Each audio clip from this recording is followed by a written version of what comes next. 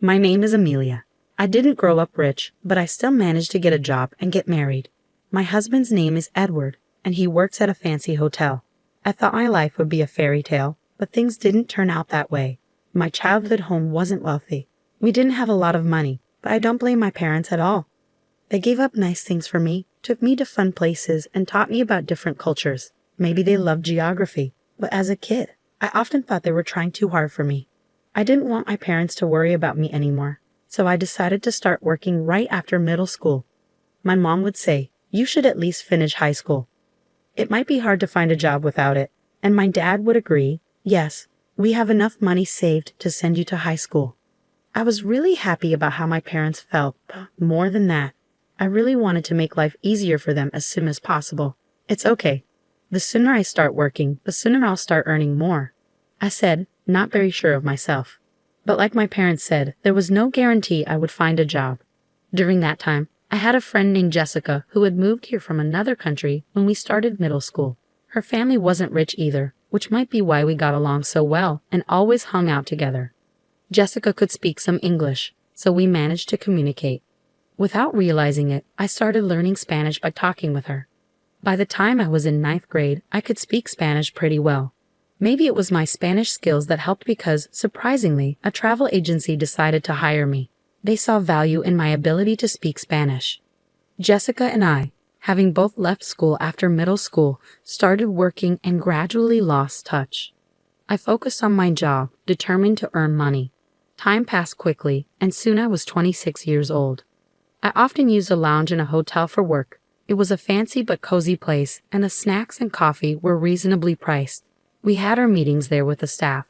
The waiter working there at the time was Edward. The hotel hosted many foreigners, so he spoke Spanish too. Sometimes I would be there with foreign guests. Maybe because we both spoke Spanish, we connected right away. Edward started a conversation, and before I knew it, we were in a whirlwind romance that led to marriage. For a girl from a poor family, getting married was a big deal. I expected to start an exciting new life. However, reality was quite different. When we were getting married, Edward had a request. "If it's okay with you, Amelia, I'd like us to live at my family home." His father had passed away a few years ago, and he was worried about his mother living alone. Her energy levels were dropping, and having someone around to help her seemed like a good idea. Since I worked remotely, Edward thought it would be convenient for me to stay home, look after his mother, and handle the household chores. On the flip side, Edward often worked long hours and wasn't home much. With his rare days off, having me, a home-based worker, around must have seemed like a good arrangement to him. But I couldn't agree to it right away. When I first visited Edward's family home to introduce myself before our marriage, his mother reacted strangely after asking about my education.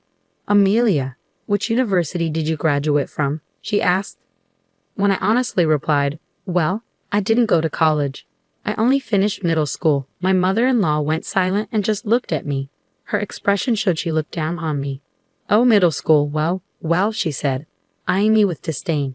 Because of this, I thought living with her might not be easy, so I mentioned my concerns to Edward casually. "Edward, do you think your mom has some doubts about me?" I asked him. He chuckled a bit and replied, "Nah, that's not true. Mom trusts me, and I'm sure she doesn't have any bad feelings toward my wife either." His words made me think maybe I was worrying too much. Edward also promised that if any issues arose, he would talk to his mother for me.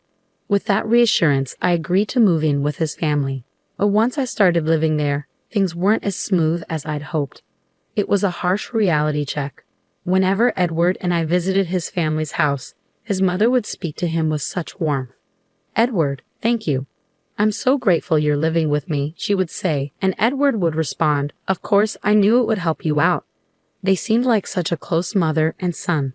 But towards me, my mother-in-law's attitude was completely different, cold even.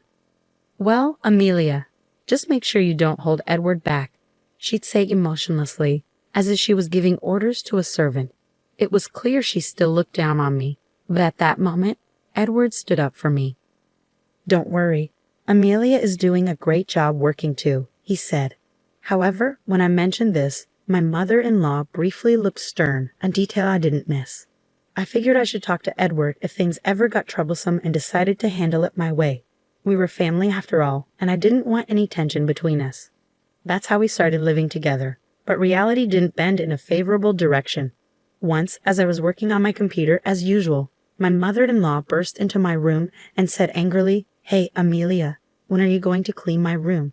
It needs to be done by 10 o'clock a.m. every day."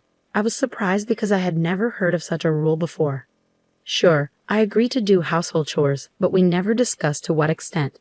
If she had just told me kindly from the beginning, that would have been fine. After all, I have my own job and can't be available all the time. However, arguing wouldn't be mature, so I quickly finished my work, apologized, and started cleaning her room. Meanwhile, my mother-in-law was just relaxing in the living room, watching TV and eating snacks.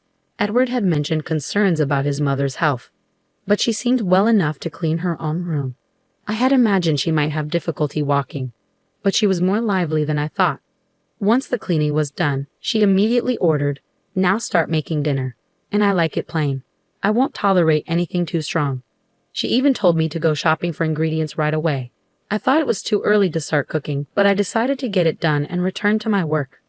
When I got back from shopping, my mother-in-law was surprisingly still relaxing. It was hard not to feel annoyed, but I chose to hold back and just finish what needed to be done. I thought maybe she was testing me, hoping she'd understand in time, but that hope lingered for months. There were days when she complained about me being just 5 minutes late with the laundry or that the bathtub wasn't cleaned perfectly, nitpicking to an almost obsessive degree. Before I knew it, I ended up doing all the chores around the house, while my mother-in-law just lounged around. Honestly, if she had the energy to nitpick, she could very well do some chores herself. I started to worry that if this continued, it would start affecting my job too. That was the last thing I needed, so I decided to wait until the evening to talk to Edward about it. Once my mother-in-law had gone to bed, I told him everything. "Hey, I think your mom just doesn't like me. I'm getting so tired of being constantly criticized." But Edward just chuckled and said, "Come on, that can't be true. Mom's a kind person. There won't be any issues as long as Amelia doesn't do anything strange. Please try to get along with her." He didn't believe me. Maybe it's because she's always doting on him and never complains to him. In fact, when Edward's around, my mother-in-law says, "Amelia, why don't you take a break and have some tea?" But even knowing that, there's a limit to my patience with this kind of life. I spend all day doing household chores and end up having to work on my job at night. To be honest, my trust in Edward is starting to fade. If nothing changes, I might just collapse from all the stress. Then, in the midst of all this, my mother-in-law dropped a bombshell. "Amelia, I'll be away for about a week in about 3 months from now, so make sure you keep the house in order, okay?" She sprang this on me out of nowhere. When I asked what was going on, she said, "Edward suggested we go on an overseas vacation." That's my boy, always knowing. I was thrilled at the thought of traveling abroad. I couldn't wait, but when my mother-in-law dropped the bomb about the vacation, I was shocked. Edward hadn't mentioned a word of it to me, and it seemed like I was being left out, expected to stay behind and manage the house. I needed to talk to Edward about this right away, so I brought it up that night. His response was surprising. "Oh, Mom already told you, but you're coming too, right?" It turned out we had misunderstood each other. It seems my mother-in-law had lied to me. Even if Edward wants me to go, I can't possibly enjoy a trip with her. In frustration, I told him, "I don't want to go. I can't possibly have a good time with your mother." Then Edward completely lost it and lashed out. "Amelia, what the heck are you saying? How long are you going to keep up this childish nonsense? I won't allow you to speak ill of Mom like that. You better reflect on this. It's a vacation abroad, for crying out loud, and I want to enjoy it too," he retorted. I was completely shocked. I couldn't believe Edward wouldn't trust me this much. Staying in that house had become nothing but agony for me. To prove to Edward that I was telling the truth, I decided to take action. The next day, since Edward was off work, the 3 of us had breakfast together. That's when I confronted my mother-in-law. "You're trying to leave me out of the trip abroad, aren't you?" My mother-in-law replied defiantly, "Oh, did I say that, Amelia? If you want to come, just come along, right?" But Edward interrupted. "Hey, Amelia, don't you understand yet? Apologize to Mom. Why are you being so defiant? You're not a child anymore." Despite my desire to clear things up and make Edward understand, my mother-in-law insulted me in the worst way. Well, maybe Amelia should just stay home, right? It's too early for someone like you to travel abroad. You won't appreciate the experience with your lack of education. Besides, lazing around at home every day without working. Do you even deserve to go abroad? You know it, don't you? She said. I was shocked that she still believed I was unemployed. I've explained my job to you multiple times, even during our greetings. I've told you what I do, haven't I? I confronted her, but she just looked down on me. What job? Remote work. Don't joke with me. You're just playing on the computer at home. It's been getting on my nerves every day. There's no way you're making money with that. You're just stealing Edward's earnings, she blurted out. That really made me angry, but before I could respond, she went even further. I have Edward, and that's enough for me. Edward can speak Spanish and works at a renowned hotel. There's no need to waste his earnings on a woman like you, uneducated and unemployed. A bottom feeder like you should just leave as soon as possible, she continued. She just kept going. After all her harsh words, I looked at Edward, hoping he would understand. But his response was unexpected. Well, I can understand how Mom feels. Maybe Amelia needs to cool off a bit, he said nonchalantly, as if he was fed up with me. At that moment, I made a decision. I couldn't endure being treated like this by both the mother and son any longer. Even though my mother-in-law told me to leave, I still wanted to confirm. Am I really supposed to leave? I asked. Laughing, she replied, Of course, leave as soon as you can. We don't need bottom feeders like you around. So I said, understood, and began preparing to move out. I simply nodded to the two of them and left the house.